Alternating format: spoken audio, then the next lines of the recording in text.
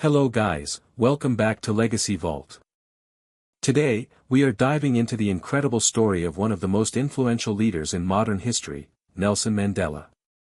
From a young village boy to a revolutionary, from prisoner to president, Mandela's journey changed South Africa forever. This is the story of sacrifice, resistance, freedom, and legacy. Today I have no money, no power, no respect, but one day I will have all it. Nelson Mandela was born on July 18, 1918, in the small village of Mvizo in South Africa. His birth name was Rolihlahla Mandela, which roughly meant troublemaker. Ironically, that name would later fit the man who challenged an entire political system. Mandela came from the royal family of the Xhosa people. His father was a local chief and advisor to the king. Although his family lived traditionally, Western influence was slowly entering South Africa. Mandela became the first person in his family to attend school. On his first day, a teacher gave him the English name Nelson. As a child, he herded cattle, listened to tribal stories, and dreamed of becoming a respected leader. But his life would soon move far beyond the boundaries of his village. In the 1940s, Mandela moved to Johannesburg. For the first time, he witnessed the harsh racial discrimination faced by black South Africans. White minorities controlled politics, wealth, and opportunity, while black citizens were treated as second-class people. During this time, Mandela met Walter Sisulu, an activist who introduced him to the African National Congress, also known as the ANC.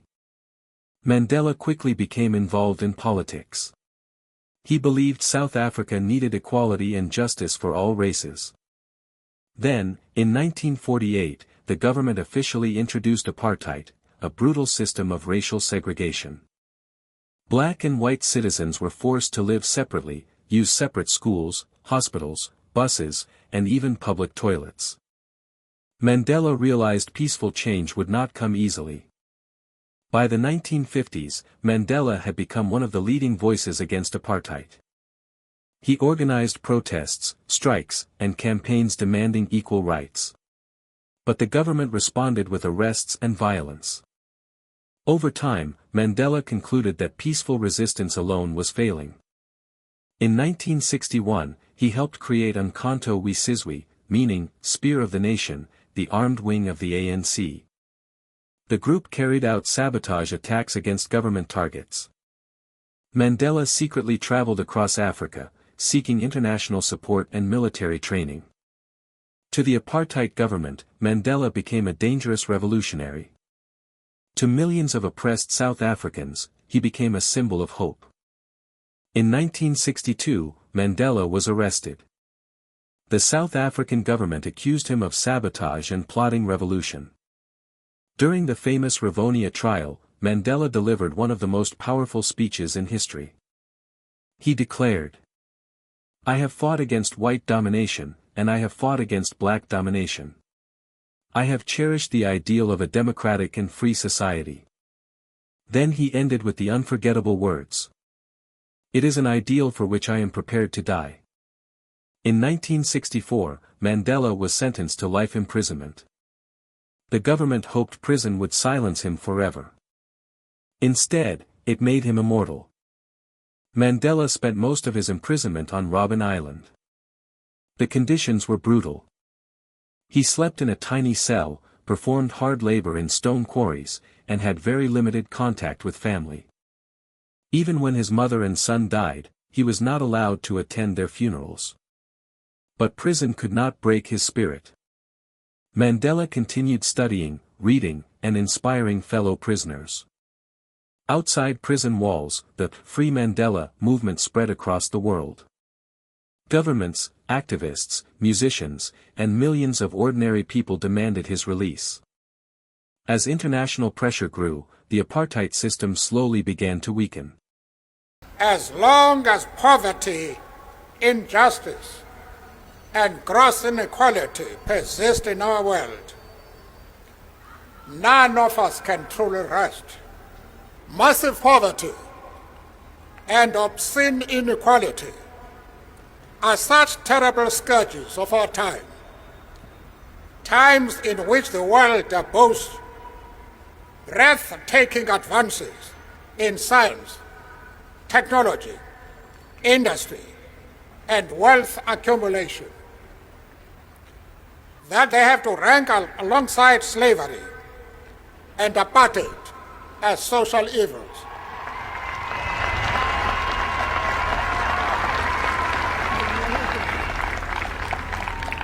Millions of people in the world's poorest countries remain imprisoned, enslaved, and in chains.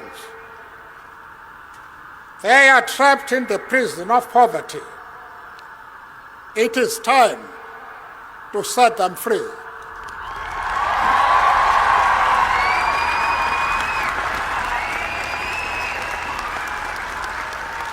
Like slavery and apartheid, poverty is not natural.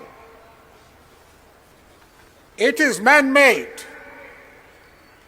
and it can be overcome and eradicated by the actions of human beings. And overcoming poverty is not a gesture of charity. It's the protection of a fundamental human right. The right to dignity and a decent life. While poverty persists, there is no true freedom. In 1990, after 27 years behind bars, Nelson Mandela finally walked free. The image of Mandela raising his fist beside his wife Winnie became one of the most iconic moments of the century. Mandela immediately began negotiations with South African President F.W. de Klerk to end apartheid peacefully. It was a dangerous and tense period. Violence threatened to push the country into civil war. But Mandela focused on reconciliation instead of revenge. In 1993, Mandela and de Klerk jointly received the Nobel Peace Prize. Then, in 1994, South Africa held its first democratic election where black citizens could vote equally. Mandela won overwhelmingly and became South Africa's first black president. As president, Mandela worked to unite a deeply divided nation. Instead of punishing white South Africans, he promoted forgiveness and peace. He called South Africa the Rainbow Nation.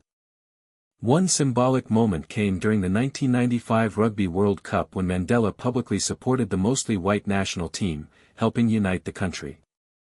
His government improved access to housing, healthcare, electricity, and education for millions. However, South Africa still faced poverty, crime, and economic inequality. Mandela served only one term as president before stepping down peacefully in 1999. Even after retirement, he remained a global symbol of peace and justice. Nelson Mandela passed away on December 5, 2013, at the age of 95. Today, he is remembered not just as a politician, but as one of history's greatest fighters for human rights. Nelson Mandela's life proves that forgiveness can be stronger than hatred, and courage can change the course of history. From prisoner to president, his journey inspired millions around the world. What do you think was Mandela's greatest achievement? Let us know in the comments below. And if you enjoyed this video, don't forget to like, subscribe, and join us again on Legacy Vault for more powerful stories from history. Thanks for watching.